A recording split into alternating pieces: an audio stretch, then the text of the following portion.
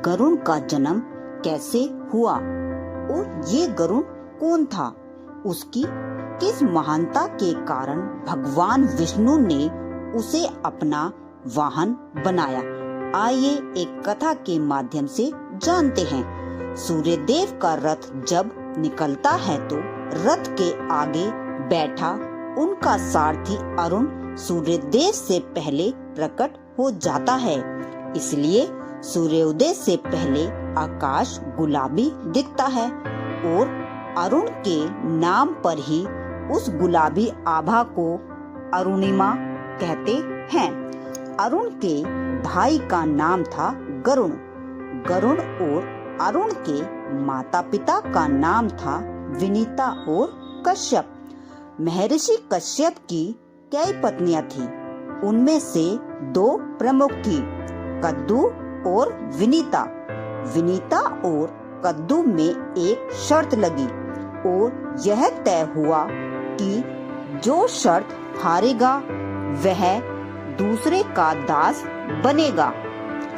कद्दू छल से शर्त जीत गई और विनीता को 500 वर्ष के लिए कद्दू का दास बनना स्वीकार करना पड़ा।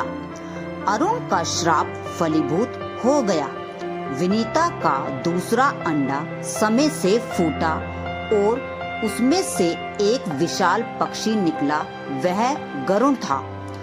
गरुण बड़ा हुआ तो उसे अपनी माता विनीता के दासत्व का पता लगा।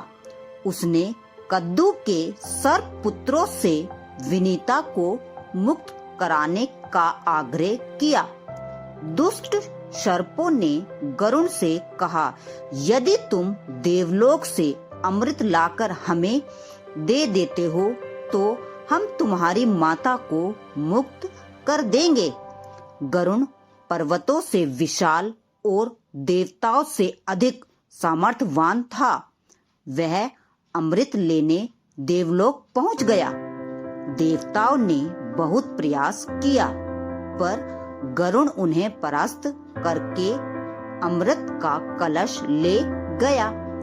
गरुण इतना निष्ठावान था कि अमृत पास होने के बावजूद उसके मन में अमृत को चखने की इच्छा उत्पन्न नहीं हुई। उसकी इस निष्ठा से प्रसन्न होकर भगवान विष्णु ने गरुण को अपना वाहन बना लिया। अमृत कलश लेकर गरुण कद्दू के सर्प पुत्रों के पास पहुंचा और उसने कलश कुछ घास पर रख दिया। अमृत कलश को देखकर सर्प अत्यंत प्रसन्न हुए। उन्होंने विनीता को कद्दू के दासत्व से मुक्त कर दिया, परंतु गरुड़ के लिए एक काम शेष था। सर्पों को अमृत पान कराने से रोकना था। इसके लिए गरुड़ ने सर्पों से कहा कि उन्हें स्नान के उपरांत ही अमृत पान करना चाहिए।